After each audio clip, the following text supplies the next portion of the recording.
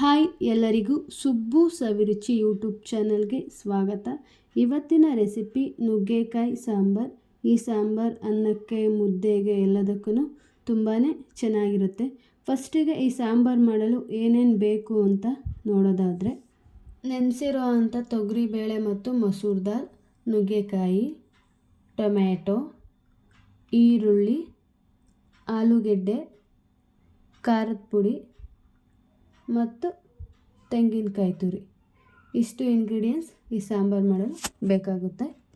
ಫಸ್ಟಿಗೆ ನಾವು ನೆನೆಸಿರೋ ಅಂಥ ಬೇಳೆಗಳನ್ನ ಕೂಗಿಸ್ಕೋಬೇಕು. ಇಲ್ಲಿ ಒಂದು ಕುಕ್ಕರ್ಗೆ ಹಾಕೋತಾ ಇದ್ದೀನಿ.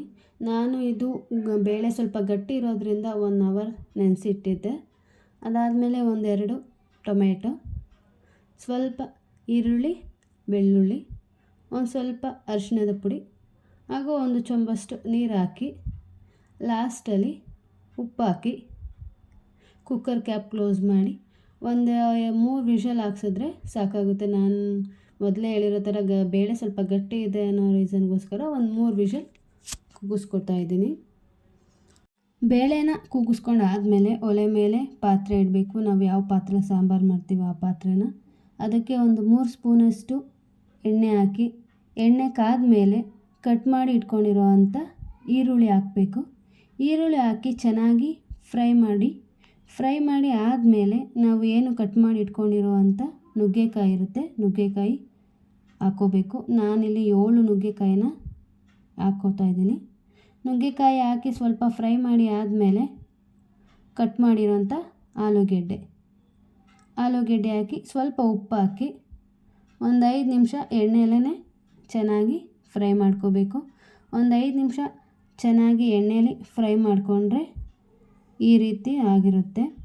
5 ನಿಮಿಷ ಎಣ್ಣೆಯಲ್ಲಿ ಫ್ರೈ ಮಾಡ್ಕೊಂಡಾದ್ಮೇಲೆ ಸ್ವಲ್ಪ ನೀರು ಹಾಕಿ ಇನ್ನೊಂದು 5 ನಿಮಿಷ ಚೆನ್ನಾಗಿ ನೀರಲ್ಲೇ ಬೇಯೋದಕ್ಕೆ ಬಿಡಬೇಕು. ಅಷ್ಟೊತ್ತಿಗೆ ನಾವು ಏನು ಬೇಳೆ ಕೂಗಿಸ್ಕೊಂಡಿರ್ತೀವಿ ಆ ಬೇಳೆ ಚೆನ್ನಾಗಿ ಬೆಂದಿರುತ್ತೆ. ಅದನ್ನು ಸ್ವಲ್ಪ ಸ್ಮ್ಯಾಶ್ ಮಾಡಿ ಸ್ವಲ್ಪ ಸಣ್ಣದಾಗಿ ಮಾಡಿಕೊಂಡು ಎತ್ತಿಟ್ಕೋಬೇಕು.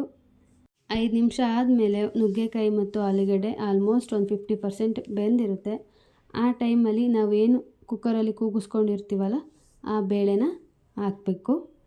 ಅದಾದಮೇಲೆ ಒಂದು 3 ಸ್ಪೂನಷ್ಟು ಸಾಂಬಾರು ಪುಡಿ, ಸ್ವಲ್ಪ ಉಪ್ಪು ಇಷ್ಟನ್ನು ಹಾಕಿ ಮಿಕ್ಸ್ ಮಾಡಿ ಇನ್ನೊಂದು 5 ನಿಮಿಷ ಚೆನ್ನಾಗಿ ಬೇಯೋದಕ್ಕೆ ಬಿಟ್ಟರೆ ನುಗ್ಗೆಕಾಯಿ ಸಾಂಬಾರು ರೆಡಿಯಾಗುತ್ತೆ.